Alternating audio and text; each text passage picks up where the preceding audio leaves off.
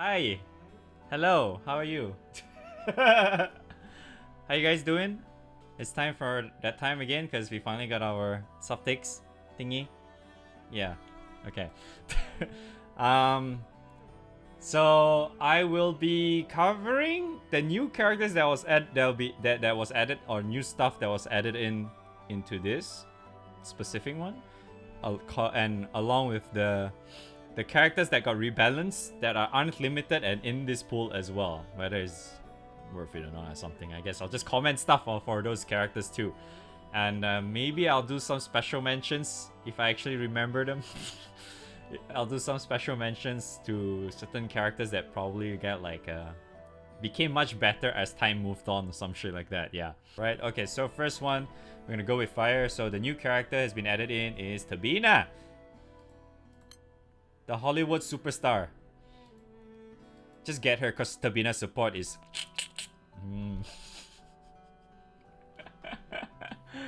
I mean, she's like a fire version of Urius and stuff. It's like, honestly, I mean, in my honest opinion, she's kind of like whatever though. But if you need some sort of like a nuker slash debuffer, and you're still super new in the game, and you want like a certain character that helps you nukes and stuff, then I guess she kind of helps. But honestly, she's not really that great. She's more like a meme on my channel rather. So yeah, I guess if you like a Bollywood character, then by all means, right? I mean she's okay. I mean, she was literally like a fire version of Urius after all, just that she nukes rather than, you know, actually. And she has a limited amount as well. It's like you can only hit 4 times or something, because you need, is it 4 or 5 times? Yeah, four times at once maximum. Because she only can have up to 4 arrows max, right? Yeah, so if you need a character like that, by all means, I suppose. But honestly, I think you shouldn't really do that. Yeah, I don't think you want to do that, like getting her. But okay. So next is Colossus. Where's Colossus? Okay, Colossus. There's 2 things you probably may want to get him for. Number 1 is him as a character, or the weapon, right? Because if you're planning to go like all in with fire or whatever, you want damage cap weapons, then yeah, you can just get the sword, right? That's a sword, right? Not a katana. Oh, it's a katana. Never mind. So yeah, you'll get the katana or a weapon to get your extra damage cap and such. But if you just want him as a character, it's not too bad too, because this guy hits really hard, like nukes really hard, and he just nukes really hard and then he dies. So basically, if you need a character that be used with fish, because he needs 200 meter, right, to Ogi. So if you're using fish and stuff like that, you need a character to burst down relatively hard and stuff like that. Yeah, cutting Colossus is your character.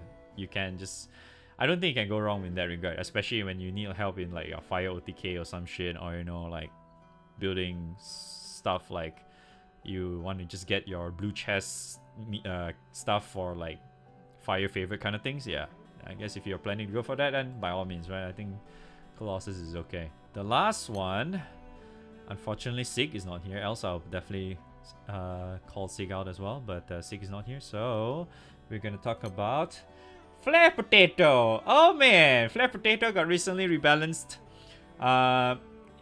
It's very true that she got a lot better, and she also got she received some crass mechanics for herself. So like, if you're actually using Opus as your main hand and such like that, and if you don't really have much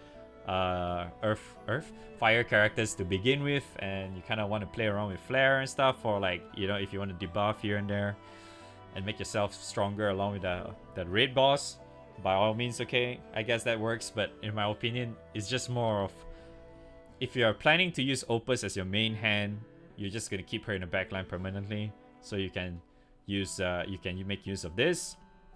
If not, end of the day, she's just there to be a flare bot.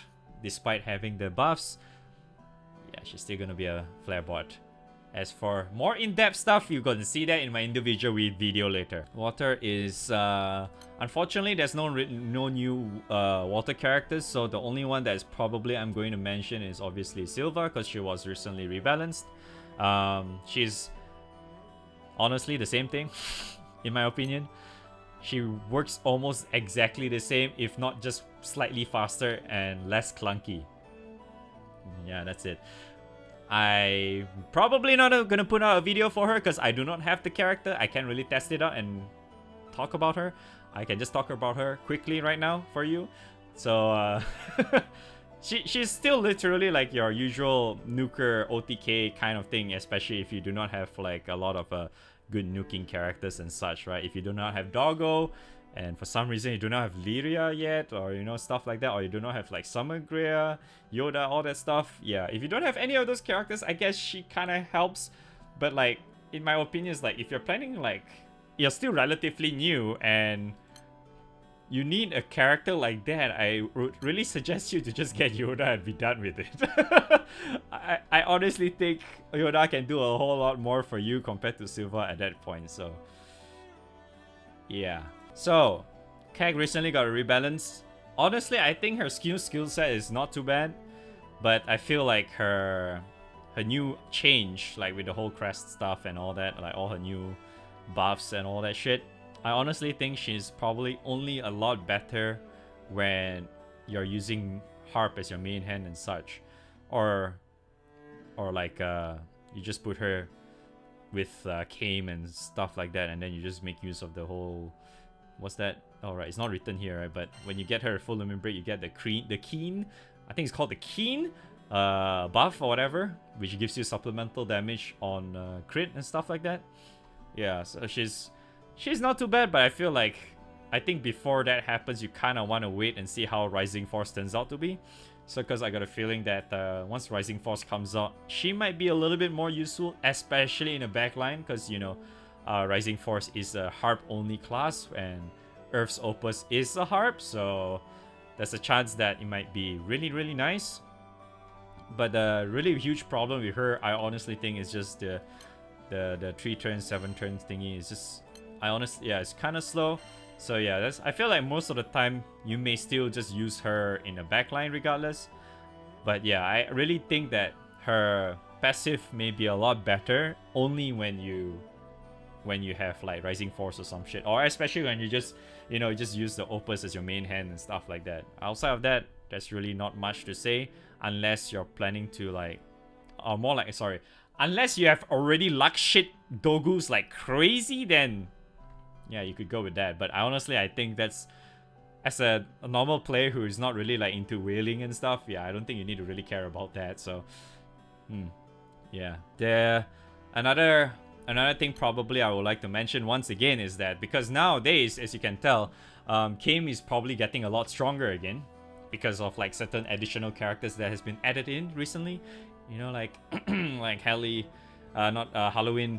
Zeta Vaseraga with Kame thing. Yeah, so in that situation, if you have this weapon, it helps. Just saying. You probably want that in your Titan grid, just saying. If you're planning, you know, to build your Titan or whatever with Kame and stuff like that. Win. Win's new character is Stan and Eliza. So I remember they were recently added alongside with the Tabina support crap thing. So they're honestly not too bad. They're very mesh heavy kind of character, similar to like how Light Potato is. By Light Potato I mean Charlotte, of course. So they are very similar to that, but in my opinion, I feel like this character is only great if you have, once again, no other DPS characters, right? And you just need to Suptix another DPS character or some shit. But like, I feel like they're not really that. They are very underwhelming to a certain extent. They're still nice and all, but like, I feel like if you really need a certain other character to like to use that can probably help you in the long run or something, I would definitely highly suggest you to just go, I don't know, take Urius or something. Urius might be probably a lot better in that sense, because you know, he's a fucking god, right? Can't go wrong with that guy, man. Fucking Urius, dude. But yeah, end of the day, I think Stan Eliza is still somewhat okay. That if you're planning to go for like the full deeps thing, I mean, Birdman is also okay, but like, they're more or less the same, right? It's just that this one has like confirm multi attacks and stuff like that, right? So yeah, up to you. If you want, you can just skip all that and just get Urius. If you have not gotten him yet, Urius is still a god until to this day. So yeah. All right, moving on. Okay, Light. We have Light. Sarah was recently added into this, and she's still somewhat relatively new character. I think she was released during last month or something, if I recall correctly. And she's not bad. I mean, if you really want to know her, my thoughts on her, you can always go back to my video on my impressions. I think that still stands either way. She's still alright, but like, I feel like at this point, you probably just mostly use her for like OTK stuff, because her OTK is pretty nice, and from what I recall, I heard that the nuke is relatively high as well, so it definitely helps you in that OTK part of things. As you all know, OTK is relatively hard to achieve with Light, especially if you're not using like Song Full Lumen Break and shit, right? So either way, if you're not planning to use her for OTK, I think in general she's still somewhat okay. She can, you know, like help tank if you need that kind of character. She's nice, I suppose. Okay, I guess you can somewhat use her for like Fasan or something, but yeah. She's okay, but I feel like at this point I would just use her for just OTK stuff. Yeah, but yeah, if you think about it, any character works if you're like lacking of characters and such, right? But like at that point, if you have not really a lot of like light characters in general at that point, I wouldn't even suggest you to go for Sarah yet, because like it's probably better to just go for other characters like maybe Amira or maybe like Zoe, you know, stuff like that, or even like Light Potato. These characters probably can benefit you more compared to the likes of Sarah. Yeah, because Sarah is just, honestly, I feel like she's just there to like take damage for you and just do extra nukes and stuff like that, just to like bump up your overall usage and shit like that, I guess. So end of the day, it's your choice. If you want some lolly waifu, then I'm not gonna question you. It's your choice, right? Your money. Okay, Dark. I don't think I really have much to say besides the character that's on the overlay. Once again, she's not new. No, she's not new. She was in the sub-ticket last time around, but she's appeared again, and she got highlighted again because of how, I don't know how OP she is. She's good for racing, she's good for OTK, she's good for like anything basically in your Dark in general, because she can tank, do fuck ton of damage and all that good stuff. I really don't think you can go wrong with her. If you have problems doing damage in general and you're like, you need like OTK and stuff like that, and you do not have her, you can't go wrong getting her, okay? There is no way you can go wrong getting her. No way. You're gonna be just fine. Special mention is probably, I would say, Naru is one. Another one probably Lunalu once again, because you know Lunalu can now copy. She can probably be a lot stronger now because she can copy the new 6S1, and if you need to copy Ground Zero, you know, the usual stuff. Yeah, Lunalu is still best character for, you know, for that specific situation. I'm gonna quickly mention Naru again, because Naru is probably gonna be somewhat used in what we are gonna be experiencing in the upcoming Guild War, right? So there's a chance that she'll be used, but I got a feeling she's gonna be used quite a lot, especially for like the likes of Nightmare 95, especially Nightmare 95. I'm not sure about Nightmare 100. She might not be used, but she might be, for all we know. But can't really say much about her perks, right? You know, she has like very nice perks, but but like getting her to level 100 is pretty damn good. She gets like another extra skill here, gives you extra CA specs, and then you have like the OD assassin thing going around. And I would really say that the OD assassin is the one that really brings her out as a very strong character, because most of the time in Guild War, Overdrive tends to be there really long, so it's relatively good to like just abuse her OD assassin thing and just mash that shit, and then Fallington Shiva, I don't know, all that stuff. It's really up to you. It's really based on how you plan to go with your Guild War setup, but I think Naru deserves to have another special mention because of how strong she can be in like certain setups for Guild War, right? But yeah, So that's it for all the characters. It's fairly simple and quick. So I'm gonna quickly talk about the new weapons that was added in this subticket onwards. Which is first one, obviously, is called Taming Sari, which is I'm assuming is from Tabina's weapon or whatever, which is a new 30 gold moon weapon, thing like that, and it's a light dagger, and it has light damage cap. And this thing turns into Big 2. Might 2, I think is what it's called. Xion's Might 2. So it gets a lot better.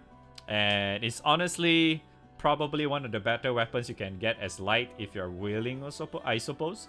If you're planning to wheel, by all means go right ahead. It's a good weapon. I don't think you can go wrong with it. But yeah, if you want extra cap, sure. By all means, if you're already like full into Zeus, why not, right? So the second new one is called Nereus staff. It's a I'm gonna just quickly say that it's a shitty fucking staff. So there you go. It's honestly not a great weapon at all. I honestly think it's I think it's a big waste of your money, I would say, because there are definitely other better weapons out there in terms of like using your sub-ticket just for this. Because you have to keep in mind that all of these weapons comes at 0 stars and you need Damascus bars and or gold bars in order to max them out. So yeah, honestly, this weapon, just if you really want this weapon, just pray to RNG that you get it from like Guild War or something, right? Or Proving Grounds ticket or whatever. You know those shit? Yeah, you just want to get those weapons from there. Not spending $30 US getting shit like this. There's way better stuff to get compared to this stuff. Yeah. Okay, so the last one I would like to talk about is like the summons, because last summons there's a new one that was added in, which is this Surtur thing. So this new one is the whole crest thing, right? So if you're planning to like run like, you know, like I said earlier, the wind potato and stuff like that, if you want to make use of that wind damage reduction thingy and stuff like that, you could also get this, which allows you to get extra crest as well. So if you're planning to run those kind of setups, by all means, I don't think you can go wrong with that. It's cool. I think all the crest summons are pretty cool, but unfortunately only fire is available right now. The water version and the earth version is still relatively new, so that's why we don't have it yet. So we can just probably pick that later if you're planning to go for those, that is. So if you want an extra way to bump up your crest, there you go. And once again, another very no-brainer mention. Obviously, Typhoon Thor, can get wrong with that. Bonito, fucking yeah. Of course, the other thing I will never forget is obviously Vortex Dragon, can't go wrong with that either.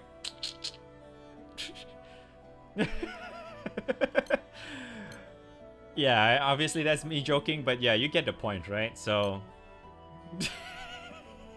yeah, honestly, if you think about it, I mean, even Freya is still okay, but like, I feel like nowadays you can kind of like, I don't know, ignore Freya altogether.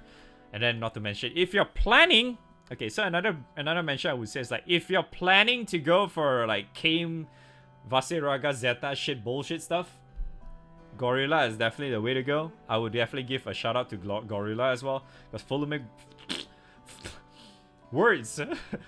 break Gorilla is actually really good for that setup, because you know, you get like crazy echo and all that extra echo, blah blah blah, more damage, all that stuff. Yeah, Gorilla, if you're planning to go for like the Kame setup, that is. So yeah, those definitely is recommended. And the other thing is that, another thing that I would like to point out is that if there are certain elements that you want to go primal really badly and you do not have the primal, so the only way you can always do is to get this elemental stuff, which you need to go elemental / primal, right?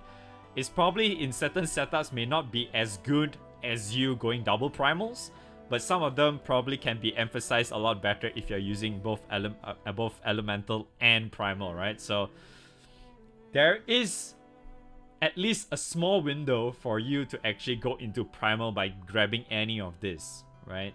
That is if you're planning to go for Primal. But honestly, if you ask me, right, if you either want to go for Light or Dark Primal, which is Hades or Zeus, I will honestly ask you to think twice, because Lucifer and Baha is way better than compared to these two garbage. So, but like the main 4 summons, I think is still somewhat okay, because I don't think you can really do all that bad.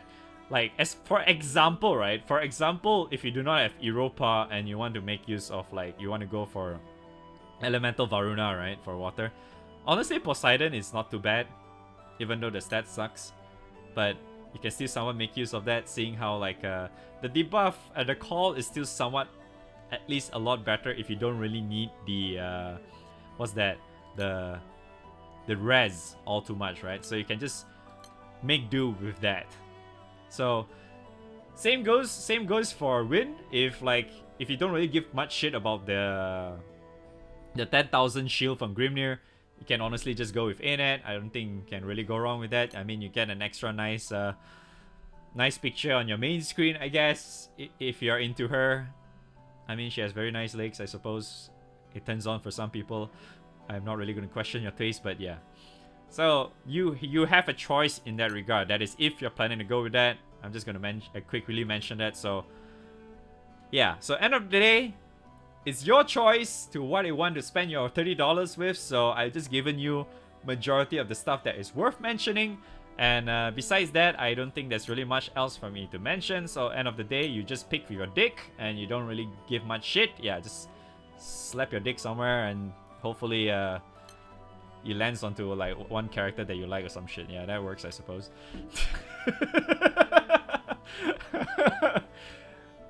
So yeah, thank you guys so much for watching. Hopefully you guys enjoyed this video. Like, subscribe, and all that good stuff. And I'll see you guys on the next video on stream. Bye bye.